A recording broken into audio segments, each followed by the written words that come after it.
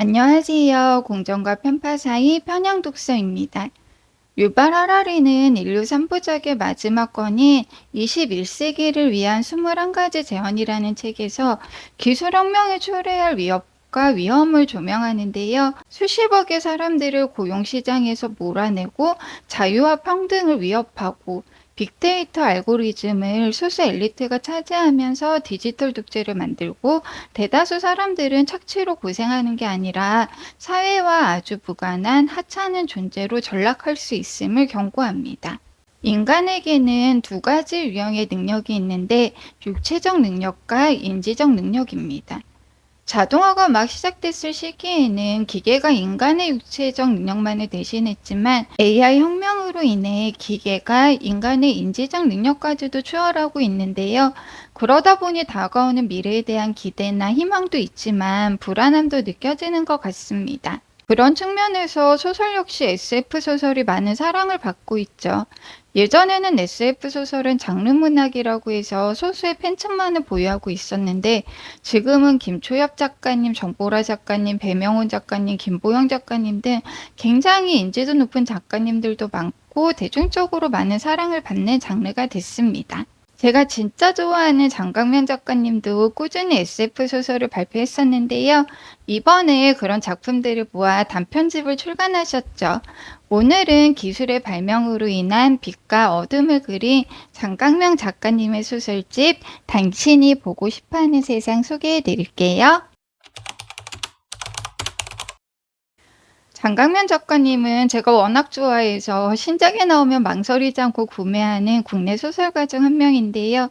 당신이 보고 싶어하는 세상은 이번 7월 11일에 출간되자마자 역시나 또 바로 구매해서 읽은 책입니다. 실려있는 단편 중에 당신은 뜨거운 별에 알래스카의 아이히만, 아스타틴, 데이터 시대의 사랑 이 네 편을 2019년 출판사 아작을 통해 출간된 지극히 사적인 초능력이 실려있던 단편인데요. 소설가라는 이상한 직업에서 SF 전문 출판사의 인쇄 미지급 관련 건에 대해 언급하셨죠. 책의 판매량을 제대로 집계할 수 없다는 이유로 작가들에게 제대로 인세를 지급하지 않는 출판계를 비판하고 특히 SF 작가들에게 제대로 된 인세를 지급하지 않은 출판사 문제를 거론하면서 장강면 작가님 역시 인세를 제대로 지급받지 못했음을 밝혔는데요. 아작 출판사의 인세 미지급 사건으로 계약을 해지하면서 지극히 사적인 초능력은 절판이 됐습니다. 보통 단편집에 실렸던 작품을 새로운 단편집에 싣는 경우는 흔치 않은데 인쇄 미지급이라는 초유의 사태로 책이 절판되면서 문학동네를 통해 새롭게 출간하신 것 같아요. 장강명 작가님은 작가의 말에서 STS, SF 소설이라는 개념을 사용하는데요. STS는 과학과 기술이 사회에 어떤 영향을 주고받는지를 탐구하는 학문 분야라고 합니다. 장강명 작가님은 평소에도 사회적인 문제에 관심이 많았고 또 이를 소설에 잘 녹여내는 작가님이신데요. 이번 SF 단편집 역시 과학기술이 우리 삶과 사회에 어떤 영향을 줄까라는 질문으로 시작해서 소설을 구상하셨다고 해요. 당신이 보고 싶어하는 세상에는 총 7편의 단편이 실려 있는데요. 굉장히 흥미로운 과학적 소재를 통해 근미래에 다가올 수 있는 우리 삶의 빛과 어둠에 대해서 묵직한 질문을 던지고 있어요. 옵터라는 스마트 기기를 이용해서 채도만 조절하면 내가 보고 싶은 세상으로 미화해서 볼 수 있는 증강현실 기술이 나의 시각뿐만 아니라 옵터를 착용한 상대방의 시선도 바꿔주고 언론 기사나 인터넷 게시물, 소셜미디어 등을 바꿔 우리가 원하는 사람이 대통령이 된 가상세계를 살아가게 해준다면 우리가 사는 세계가 과연 진짜일까? 가상의 실제를 실제로 알고 살고 있는 건 아닐까? 쉽지 않을까요? 우리는 지금 가짜뉴스의 시대를 살아간다고 봐도 무방할 것 같은데요. 유튜브나 소셜미디어를 통해 내가 원하는 편향된 정보만을 의심하지 않고 받아들이면서 음모론을 만들기도 하고 상대편 정치인을 비방하기도 합니다. 그러다 보니 국민에게 가장 정확한 정보를 전달하고 국민에 의해 우선되는 입장을 취해야 하는 정부조차 후쿠시마 오염수 문제의 경우 팩트를 말하는 과학자와 야당을 음모론이다, 괴담이다 이렇게 몰아갈 지경에 이르렀는데요. 옵터라는 스마트 기기로 세상을 보게 된다면 진짜 진실은 무엇인지 우리는 확신하며 살 수 있을까? 우리 사회는 어떤 변화를 맞게 될까? 좀 섬뜩함까지 느껴지는 단편도 있었고요. 실존 인물인 나치 전범 아히이만을 등장시켜 피해자의 고통스러운 기억을 가해자가 체험하게 함으로써 고통을 전가하고 공감하게 하게 하는 것만으로도 처벌할 수 있는지, 공감이 새로운 윤리로 자리 잡을 수 있을지 등을 묵직하게 질문하는 소설도 있습니다. 한나 아렌트는 1960년 독일의 나치 친위대 장교였던 아돌프 아이히만이 체포되자 특파원 자격으로 재판에 참관하고 예루살렘의 아이히만이라는 책을 발표하는데요. 아이히만은 500만 명의 유대인을 폴란드 수용소로 이동한 최고 책임자였지만 자신은 그저 평범한 사람으로 국가의 명령을 수행했을 뿐이라며 자신의 정당성을 주장하는데요. 아렌트는 아이히만의 무자유적 발언에 악은 평범한 데 있다는 악의 평범성이라는 유명한 개념을 만들었어요. 장강면 작가님은 만약 아이히만이 교수형을 당하지 않고 유태인 피해자의 고통스러운 기억을 체험하게 된다면 자신의 잘못을 인정할까라는 질문을 시작으로 체험기계라는 가상의 기기를 소재로 사용하는데요. 아이히만과 유태인 피해자가 체험기계를 통해 서로의 기억을 공유하는 거예요. 아이히만은 체험기계를 통해 아우슈비츠 수용소에서의 끔찍했던 기억을 공유하고 자신의 죄를 진심으로 뉘우칠까. 그런데 문제는 가해자만이 피해자의 경험과 기억을 공유하는 게 아니라 피해자 역시 가해자의 경험과 기억을 공유한다는 거예요. 공감이 윤리적 대안이 될 수 있다면 가해자를 이해하게 된 피해자는 가해자가 제대로 된 처벌을 받기를 기대할 수 있을까 질문하게 되고요. 장가면 작가님은 종종 타인은 지옥이다.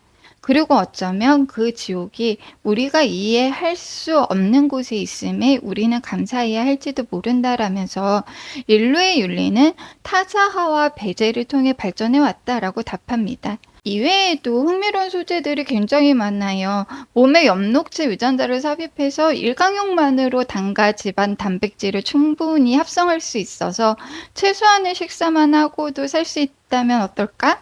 좋아하는 일에 최고치의 집중력을 발휘하게 해주는 헤어밴드가 있는데 소설가가 헤어밴드를 착용하고 글을 쓰면 최고의 속도로 문장을 이어나갈 수 있어서 소설이 안 쓰여서 고민하거나 우울증에 걸릴 일이 없다면 좀 아주 먼 목표를 향해서 느릿느릿해야 하는 일, 많은 사람 속에 부대껴서 조율해야 하는 직업들은 사라지지 않을까? 생애주기 예측 분석이라는 신사업 중 하나로 데이터 분석 앱을 통해 연인의 정보와 외부에 공개된 자료만으로 연애를 몇 년 동안 이어갈 수 있을지 알 수 있다면 어떨까 등등 이야기도 너무 재미있지만 이런 기술이 상용화된 시대를 살아가는 우리들은 과연 행복할까?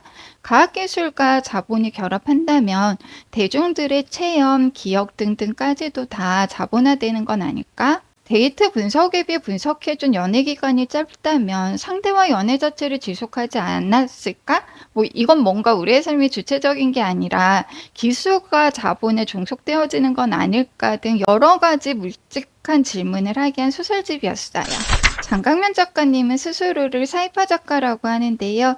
SF 소설이지만 우리가 살아가는 당대 현실에 관한 문제의식이 글쓰기에 동역이 됐다고 합니다. 그래서 장강면 작가님은 이번 소설집을 STS, SF 소설이라고 지칭하는데요. 과학기술의 발달로 인한 인간 사회의 모습에 윤리적, 철학적 질문을 던지는 정말 좋은 소설집이었고요. 국내에도 당대 현실을 이야기하는 소설이 좀 많이 나와야 하고 지금 현재 자영업자의 어려움, 용역하청 파견직 노동자들의 열악한 처우, 중산층 붕괴 등의 문제에 관심의 끈을 놓지 않는 장강명 작가님을 늘 응원하고 있고 국내에도 사회적 문제에 관심 갖는 소설이 좀 많이 나왔으면 하는 바람입니다. 스포가 될까봐 오늘 책 소개는 짧게 준비했고요. 여름 휴가 시즌입니다. 휴가를 보내기에는 장르 소설이 최고잖아요. 이번 여름 휴가와 함께하면 더더더 빛이 날 책 작가명 작가님의 당신이 보고 싶어하는 세상 소개해드렸습니다. 며칠 전 정부 여당이 실업급여를 달달한 꿀이라고 실업급여라고 해서 논란이 됐었는데요. 실업급여를 합리적으로 개편해서 구직활동을 촉진하겠다고 발표했습니다. 내용을 자세히 들여다보면 실업급여를 반복해서 받는 수급자에 대해서는 수급액을 50% 하향 조정하고 현재 실업급여의 하한액인 80%로 60%로 낮추거나 아예 폐지할 계획이라고 하는데요. 정부가 내세우는 논리는 실업급여 하한액이 높아서 실업자들이 구직활동을 제대로 하지 않는다. 그래서 2021년도에 실업급여 수급자가 많이 늘었다는 거예요. 그런데 실업급여는 국가가 세금으로 실업자를 도와주는 복지정책이 아닙니다. 우리는 매달 급여에서 실업급여 보험료를 내고 내가 만약 실업 상태가 됐을 때 보장을 받는 건데 국가가 실업급여를 준다고 해서 생색을 낼 일은 아니죠. 두 번째, 수급자가 늘었다는 건 실업자가 늘었다는 건데 국민의 안전과 생명을 책임질 정부가 생계의 위협을 받을 수밖에 없는 실업자가 늘었다는 건 경기가 어렵다거나 취업률이 낮다거나 고용이 불안전하다라는 이런 데 초점을 맞추고 대책을 마련해야 함에도 불구하고 뜬금없이 실업급여 때문에 일을 안 하려고 한다, 급여액을 낮추자 이런 소리를 하고 있는 거예요. 인트로에서 말씀드린 것처럼 인공지능의 발달로 미래 우리의 노동은 어떻게 변할지 아무도 장담할 수가 없습니다. 물론 비관만 하는 것도 좋지 않겠지만 낙관만 할 수 없는 것도 분명한데요. 다가오는 기술 발달의 시대에 우리 국민들이 최소한의 기본소득과 인권은 지켜낼 수 있도록 정부가 진중하게 고민해야 하지 않나 싶습니다. 국내 소설가분들도 다가오는 미래에 우리 국민의 삶이 어떻게 변할지 빛과 어둠을 보여주는 작품 많이 출간해 주시길 책을 좋아하는 독자로서 바라봅니다. 지금까지 공정과 편파 사이 편향독스였습니다. 영상 시청해 주셔서 감사합니다.